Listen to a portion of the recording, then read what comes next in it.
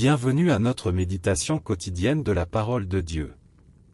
En ce 6 mars, les lectures nous parlent du rejet et de la fidélité. Joseph est rejeté par ses frères, mais Dieu fait de lui un instrument de salut. Jésus annonce sa passion à travers la parabole des vignerons, et révèle que la pierre rejetée est devenue la pierre d'angle.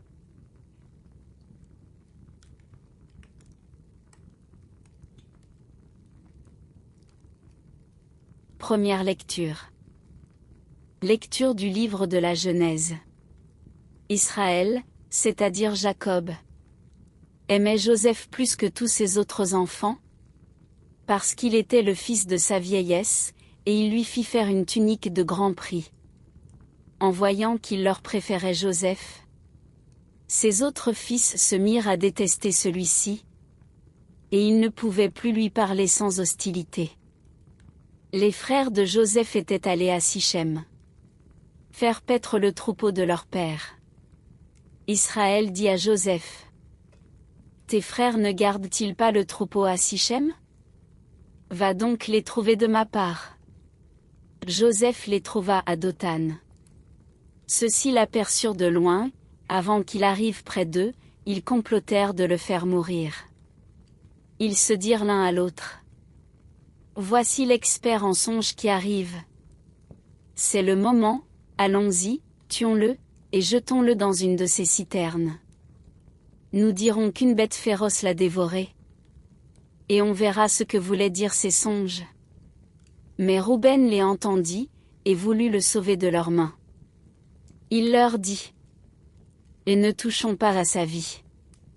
Et il ajouta: Et ne répandez pas son sang, jetez-le dans cette citerne du désert. Mais ne portez pas la main sur lui. Ils voulaient le sauver de leurs mains et le ramener à son père. Dès que Joseph eut rejoint ses frères, ils le dépouillèrent de sa tunique, la tunique de grand prix qu'il portait.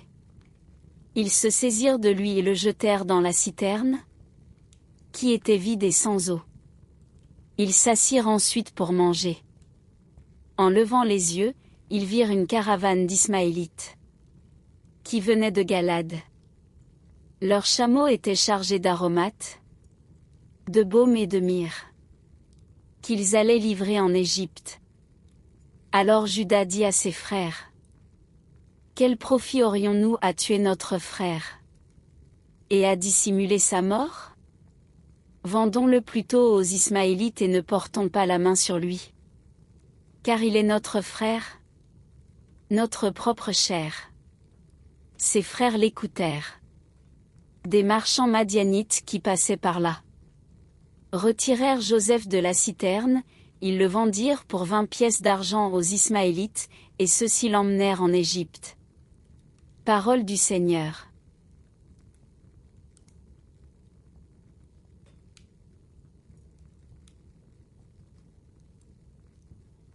Et maintenant, nous allons faire la lecture du psaume responsorial. La réponse du psaume sera: Souvenez-vous des merveilles que le Seigneur a faites. Cherchez le Seigneur et sa puissance. Souvenez-vous des merveilles qu'il a faites. Vous, la race d'Abraham son serviteur. Les fils de Jacob, qu'il a choisis. Réponse: Souvenez-vous des merveilles que le Seigneur a faites. Il appela sur le pays la famine, le privant de toute ressource. Mais devant eux il envoya un homme, Joseph, qui fut vendu comme esclave. Réponse: Souvenez-vous des merveilles que le Seigneur a faites. On lui met au pied des entraves, on lui passe des fers au cou. Il souffrait pour la parole du Seigneur, jusqu'au jour où s'accomplit sa prédiction. Réponse: Souvenez-vous des merveilles que le Seigneur a faites. Le roi ordonne qu'il soit relâché, le maître des peuples, qu'il soit libéré. Il fait de lui le chef de sa maison, le maître de tous ses biens. Réponse: Souvenez-vous des merveilles que le Seigneur a faites.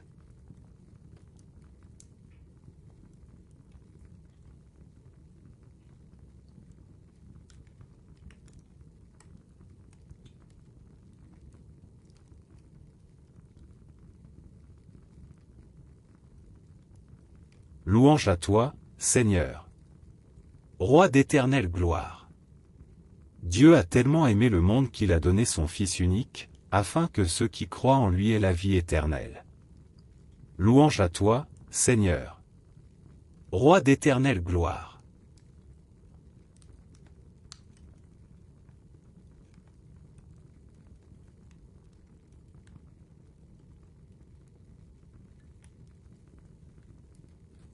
Évangile de Jésus-Christ selon saint Matthieu. En ce temps-là, Jésus disait aux grands prêtres et aux anciens du peuple: Écoutez cette parabole. Un homme était propriétaire d'un domaine. Il planta une vigne, l'entoura d'une clôture, y creusa un pressoir et bâtit une tour de garde. Puis il loua cette vigne à des vignerons, et partit en voyage. Quand arriva le temps des fruits, il envoya ses serviteurs auprès des vignerons, pour se faire remettre le produit de sa vigne. Mais les vignerons se saisirent des serviteurs, frappèrent l'un, tuèrent l'autre, lapidèrent le troisième.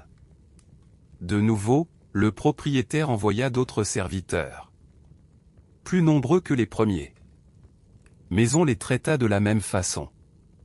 Finalement, il leur envoya son fils, en se disant: Ils respecteront mon fils.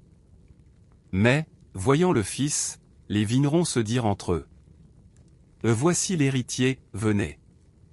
Tuons-le. Nous aurons son héritage.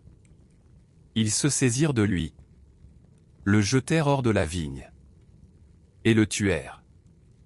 Eh bien, quand le maître de la vigne viendra, que fera-t-il à ces vignerons? On lui répond: Ces misérables, il les fera périr misérablement. Il louera la vigne à d'autres vignerons, qui lui en remettront le produit en temps voulu. Jésus leur dit: N'avez-vous jamais lu dans les Écritures? La pierre qu'ont rejetée les bâtisseurs est devenue la pierre d'angle. C'est là l'œuvre du Seigneur, la merveille devant nos yeux.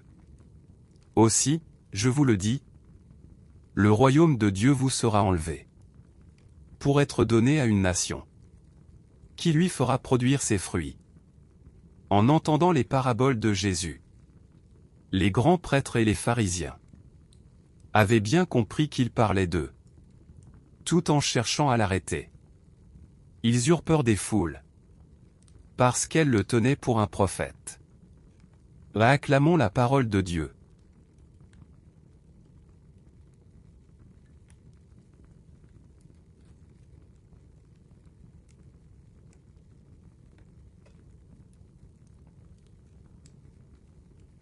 La première lecture nous montre Joseph, aimé de son père mais rejeté par ses frères. Ils complotent contre lui, le vendent comme esclave. Pourtant, Dieu transforme ce rejet en bénédiction. Joseph deviendra celui qui sauvera son peuple de la famine. Le psaume nous invite à nous souvenir des merveilles de Dieu. Même dans les épreuves, Dieu agit et prépare un chemin de salut. Dans l'Évangile, Jésus raconte la parabole des vignerons. Les serviteurs envoyés par le maître sont maltraités, et le fils est tué.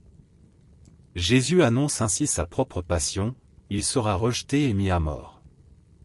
Mais il révèle aussi que la pierre rejetée est devenue la pierre d'angle. Dieu transforme le rejet en victoire. Aujourd'hui, la parole nous invite à la confiance. Même dans les épreuves et les rejets, Dieu agit. La fidélité conduit à la vie et à la victoire.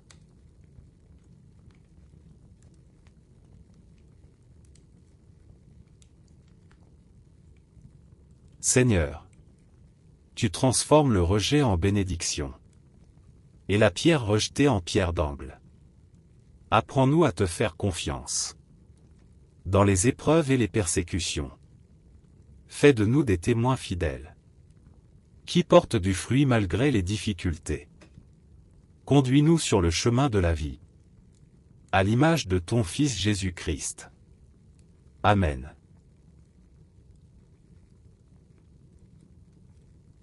Que le Seigneur vous bénisse et vous garde. Qu'il fasse briller sur vous son visage et vous donne la paix. Au nom du Père, du Fils et du Saint-Esprit.